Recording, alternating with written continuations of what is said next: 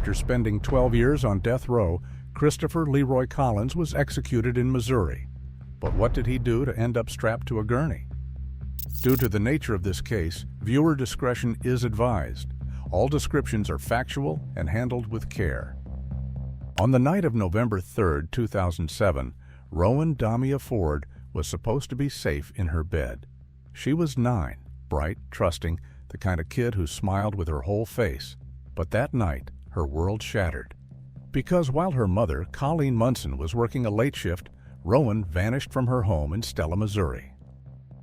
Around 8:30 that night, Colleen left her daughter Rowan with her husband, David Wesley Spears, so she could go to work.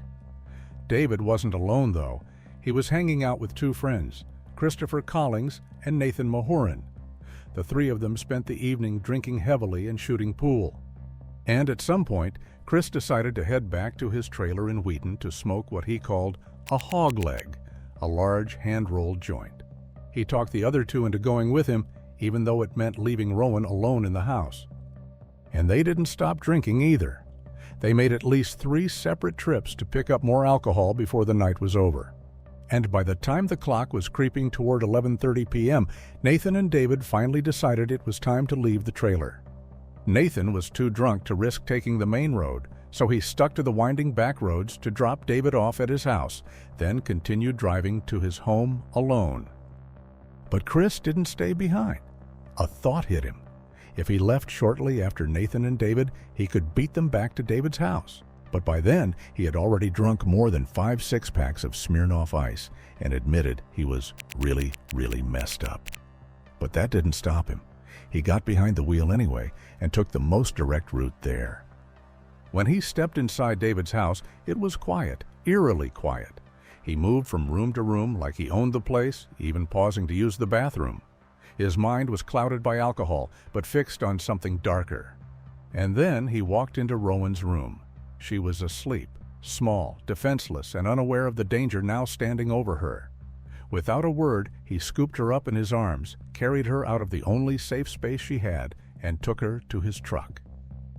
They drove back to his trailer, and when they got there, Chris carried her inside. She was still asleep, her body limp in his arms. He laid her on the bed. But the worst was still coming. Rowan woke up in the middle of the and the second she realized what was happening, she fought back. But Chris didn't stop.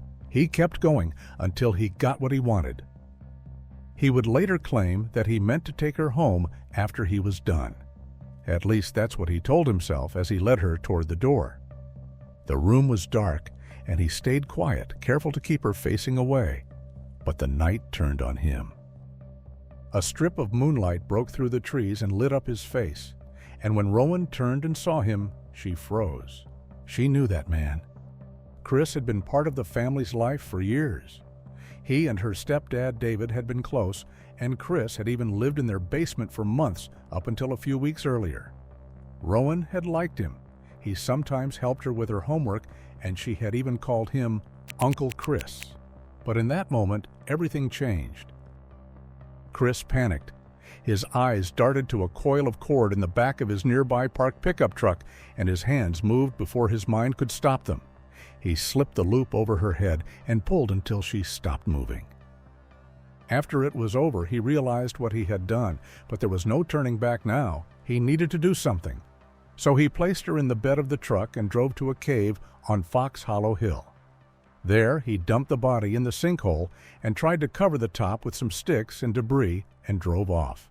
When he got home, he burned her pants and underwear, the rope, and his own blood-stained clothes in a stove. Then he rolled up the mattress, stuffed it into a burn barrel with some old carpet, and lit it on fire inside a barn, hoping no one would notice. Then he went to bed like it was just another night. But when Colleen got home from her overnight shift around 9 a.m. the next morning, the first thing she noticed was the silence. Rowan wasn't in her bed, and she wasn't anywhere in the house.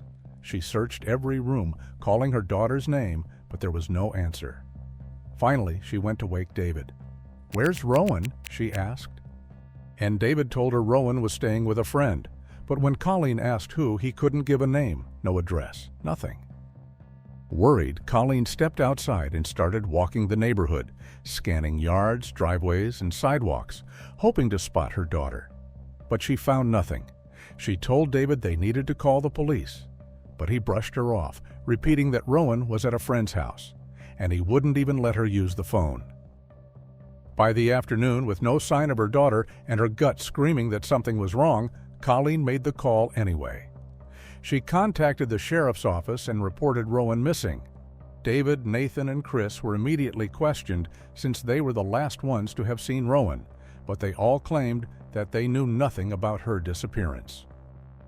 By November 5th, 2 days after Colleen had reported her daughter missing, the case had already grown too big for Newton County alone, and the FBI stepped in. While local deputies kept pressing David for answers, federal technicians took his pickup and another vehicle his mother said she had loaned him the night Rowan vanished. That same night, the FBI met with Chris and Colleen at Colleen's home. Chris stuck to his original story. He also said he thought David was responsible for her disappearance and even offered to wear a wire to help the investigation. He also volunteered for a polygraph and a computer voice stress analysis. And he named possible locations where David could have hidden Rowan.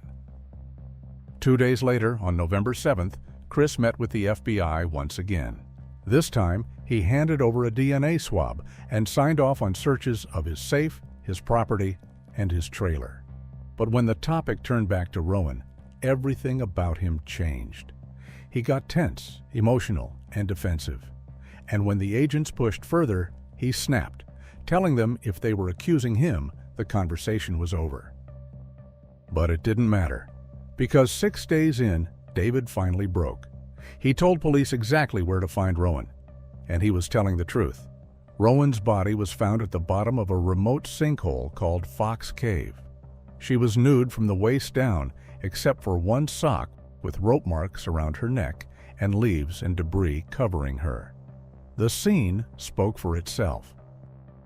And as soon as Chris heard that she had been found, he knew it was over. He needed to come clean. So he told officers to meet him at Muncie Bridge, and when they arrived, he did something they didn't expect. He held out his hands and asked to be cuffed. Officer Clinton Clark told him that wouldn't be necessary, but Chris just said, "For what I'm about to tell you, you will." Sitting on the slope by the bridge, Chris broke down and told him everything. He confessed again at the station, this time on camera, admitting he had been bawling like a baby all afternoon. But what stunned investigators wasn't just what Chris said. It was that he said it at all, because they still believed David was the one behind Rowan's disappearance. But that changed fast. When they circled back to David, he flipped the story. He now claimed that he had abducted Rowan too, and that he had been there when Chris killed her. In fact, David was the one who eventually led police to Rowan's body, but Chris denied all of it.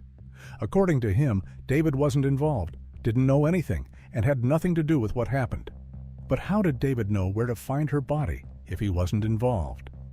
Search teams combed Chris's property and found rope, wire, burned debris, ashes, and even hair in his truck.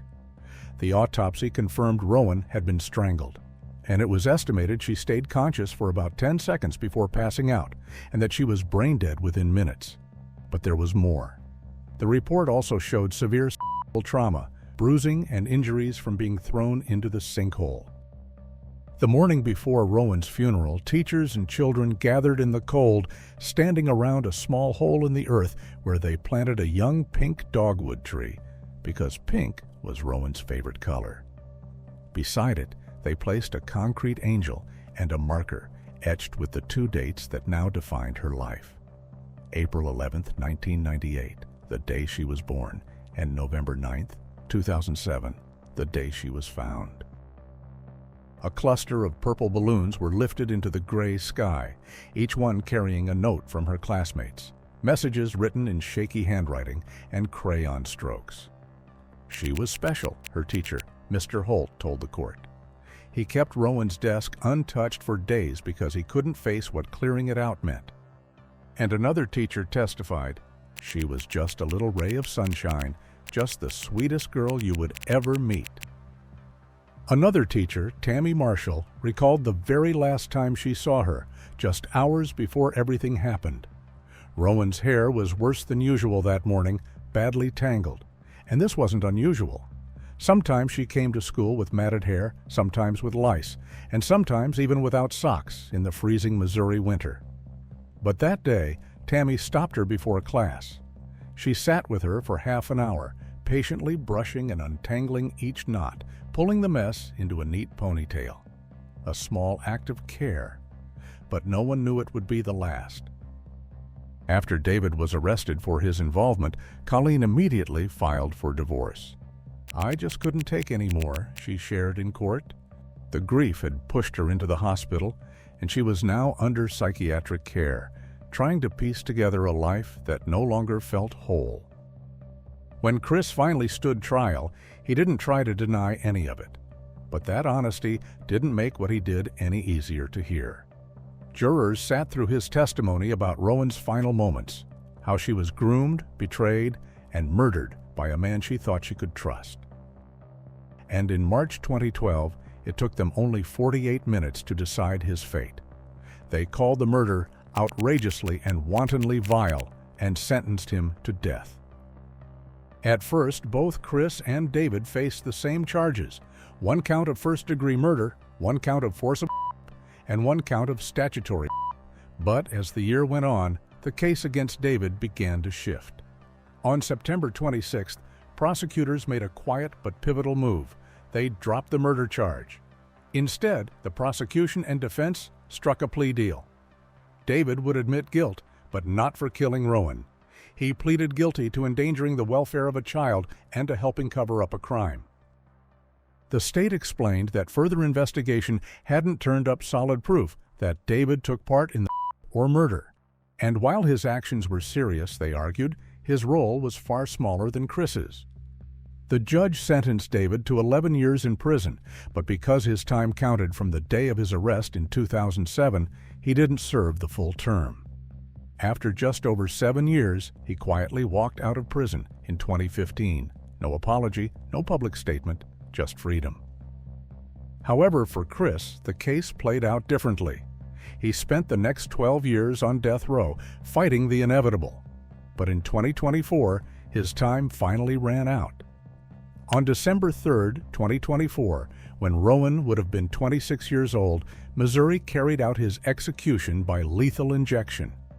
For his final meal, he chose a bacon cheeseburger, tater tots, breaded mushrooms, and a chef salad.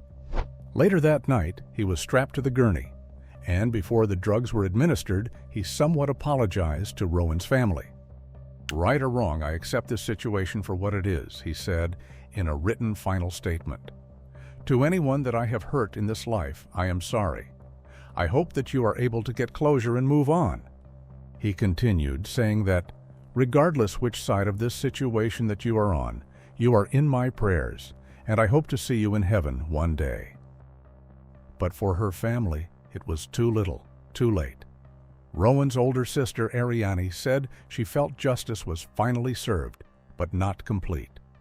He took someone who lit up every room. Lethal injection was too kind for him. At 6:10 p.m., Uncle Chris was pronounced dead. Christopher Leroy Collings was 49 years old. What do you think? Has justice been served? Let us know your thoughts in the comments.